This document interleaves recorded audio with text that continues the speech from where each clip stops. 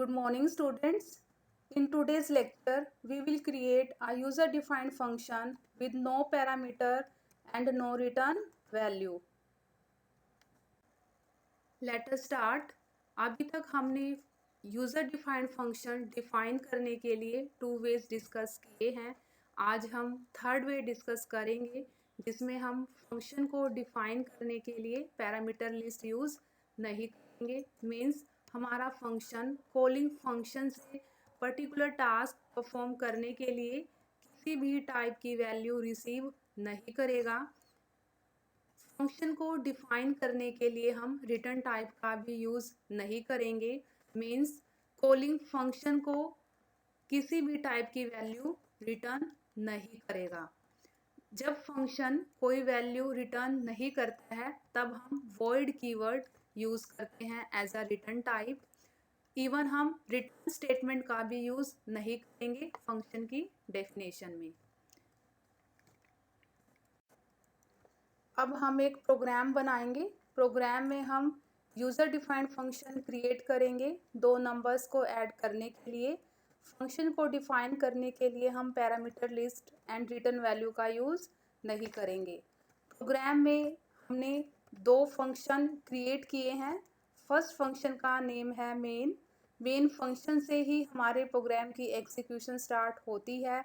अगर ये फंक्शन हमारे प्रोग्राम में नहीं होगा तो हमारे प्रोग्राम की एग्जीक्यूशन भी स्टार्ट नहीं होगी। इसीलिए हम कहते हैं कि हमारे प्रोग्राम में कम से कम एक फंक्शन तो होता ही है जिसका नेम होता है मेन। सेकेंड फंक्शन हमने यूज़र डिफाइंड फंक्शन क्रिएट किया है। फंक्शन की रिटर्न टाइप ली है वॉइड। मीन्स ये फंक्शन कॉलिंग फंक्शन को किसी भी टाइप की वैल्यू रिटर्न नहीं करेगा। फंक्शन का नेम रखा है सम। फंक्शन की पैरामीटर लिस्ट में कोई पैरामीटर यूज़ नहीं किया है। मीन्स ये फंक्शन कॉलिंग फंक्शन से किसी भी टाइप की वैल्यू भी रिसीव नहीं करेगा पर्टिकुलर टास्क परफॉर्म करने के लिए। हमारे प्रोग्राम में हम मेन फंक्शन में यूज़र डिफाइंड फंक्शन सम को कॉल करेंगे दो वैल्यूज़ को ऐड करने के लिए। इसीलिए मेन को कहेंगे calling function and user defined function sum को कहेंगे called function. User defined function sum को मैंने मेन फंक्शन के बाद डिफाइन किया है, इसीलिए सम फंक्शन को मेन से पहले डिक्लेयर करना कंपलसरी है। लास्ट वीडियो लेक्चर में भी हमने डिस्कस किया था कि फंक्शन की डिक्लेरेशन में एंड फंक्शन की डेफिनेशन में क्या डिफरेंस होता है। फंक्शन की डिक्लेरेशन में हम जस्ट हेडर को स्पेसिफाई करते हैं, बॉडी को स्पेसिफाई नहीं करते। फंक्शन की डेफिनेशन में हम हेडर के साथ करली ब्रेसेस में बॉडी को भी स्पेसिफाई करते हैं। बॉडी में ही हम स्टेटमेंट लिखते हैं जो बताती है कि एक्चुअली में हमारा फंक्शन क्या काम करेगा।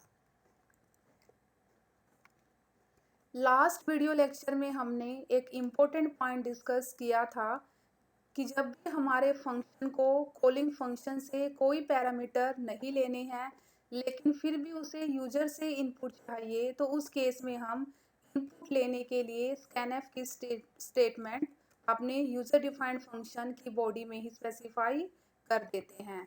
यहाँ पे सम फंक्शन मेन फंक्शन से कोई पैरामीटर या वैल्यू रिसीव नहीं करेगा लेकिन फिर भी उसे यूजर से इनपुट चाहिए तो उस केस में यूजर जो वैल्यू डालेगा उन वैल्यूज़ को स्टोर करवाने के लिए हम स्कैनफ की स्टेटमेंट सम फंक्शन की डेफिनेशन में ही स्पेसिफाई कर देंगे। सम फंक्शन की डेफिनेशन में मैंने तीन वेरिएबल डिक्लेयर किए हुए हैं। फर्स्ट वेरिएबल का नेम है ए, सेकंड वेरिएबल का नेम है बी, थर्ड वेरिएबल का नेम है एस। यहीं पे हमने प्रिंटफ स्टेटमेंट का यूज़ करके यूज़र को मैसेज कन्वे किया कि वो दो नंबर एंटर करे। यूज़र जो दो नंबर एंटर करेगा उन वैल्यूज़ को स्टोर करवाने के लिए हम स्कैनफ की स्टेटमेंट सम फंक्शन की बॉडी में ही स्पेसिफाई करेंगे। पहली वैल्यू स्टोर करवाने के लिए हमने वेरिएबल यूज़ किया है ए, सेकंड वैल्यू स्टोर करवाने के लिए वेरिएबल यूज़ किया है बी। अब ए एंड बी में जो वैल्यू आई है उनका सम फाइंड आउट करने के बाद फाइनल वैल्यू एस वेरिएबल में असाइन करवा दी। हमें एक इम्पोर्टेंट पॉइंट ये भी नोट करना है कि जब हमारा user defined function calling function को कोई वैल्यू रिटर्न नहीं करता, तो उस केस में रिजल्ट को दिखाने के लिए हम प्रिंटफ की स्टेटमेंट भी अपने यूज़र डिफाइंड फंक्शन की बॉडी में ही स्पेसिफाई कर देंगे। अब हम प्रिंटफ स्टेटमेंट का यूज़ करके वेरिएबल s की वैल्यू को यहीं पे प्रिंट करवा देंगे। ये था हमारे यूज़र डिफाइंड फंक्शन का कोड। अब हम मेन फंक्शन के कोड को डिस्कस कर लेते हैं। हमें ये पॉइंट नोट करना है कि मेन फंक्शन को ना तो यूज़र से इनपुट लेनी है, ना ही रिज़ल्ट को स्क्रीन पे दिखाना है, क्योंकि ये सारा काम हम अपने यूज़र डिफाइंड फंक्शन सम में कर चुके हैं। इसीलिए मेन फंक्शन में हम just user defined function sum का नेम स्पेसिफाई करेंगे दो नंबर्स को ऐड करने के लिए। यहाँ पे हमने सम फंक्शन का नेम स्पेसिफाई किया है। सम फंक्शन ने मेन फंक्शन को किसी भी टाइप की वैल्यू रिटर्न नहीं की है, इसीलिए मेन फंक्शन में हमने कोई भी वेरिएबल यूज़ नहीं किया वैल्यू को रिट्रीव करने के लिए। इसलिए हमने यहाँ पे simple just user defined function sum का नेम स्पेसिफाई किया है। अब हम जानेंगे कि किस सीक्वेंस में हमारे प्रोग्राम में इंस्ट्रक्शंस एग्जीक्यूट होगी। हम सभी जानते हैं कि हमारे प्रोग्राम की एग्जीक्यूशन हमेशा मेन फंक्शन से स्टार्ट होती है, इसीलिए कंपाइलर को मेन फंक्शन की बॉडी में सबसे पहले यूज़र डिफाइंड फंक्शन सम का नेम मिलेगा। जैसे ही कंपाइलर को सम का नेम मिलेगा, कंट्रोल सम फंक्शन की डेफिनेशन पे ट्रांसफ़र हो जाएगा। उसके बाद कंपाइलर को सम फंक्शन की बॉडी में 3 वेरिएबल्स मिलेंगे। उसके बाद हमारी प्रिंटफ की स्टेटमेंट एग्जीक्यूट होगी, जिससे हमारी स्क्रीन पे मैसेज आएगा एंटर 2 नंबर्स। अब यूज़र 2 नंबर एंटर करेगा। सपोज़ उसने पहली वैल्यू डाल दी है 5, दूसरी वैल्यू डाल दी है 6।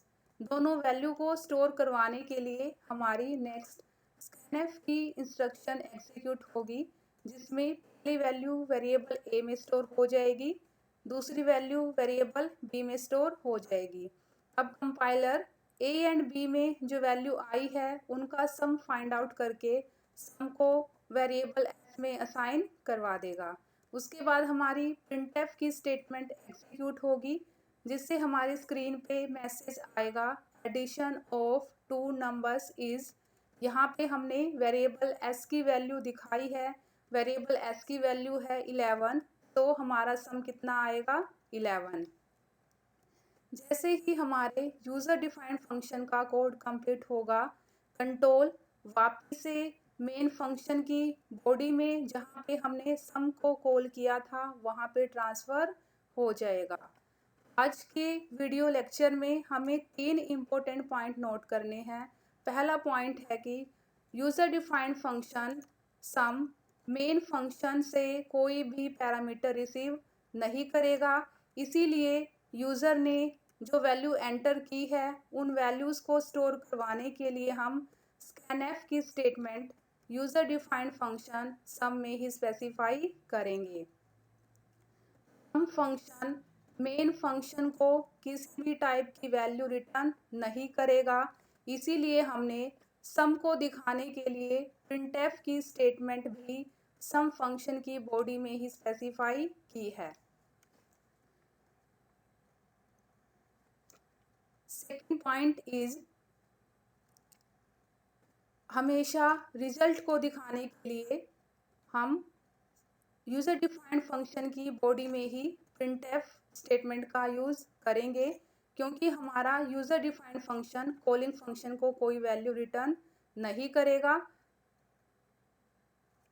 Third point is main function sum function से कोई वैल्यू रिट्रीव नहीं करता है, इसलिए हमने यहाँ पे किसी भी टाइप के वेरिएबल का यूज़ नहीं किया वैल्यू को रिट्रीव करने के लिए। Thank you.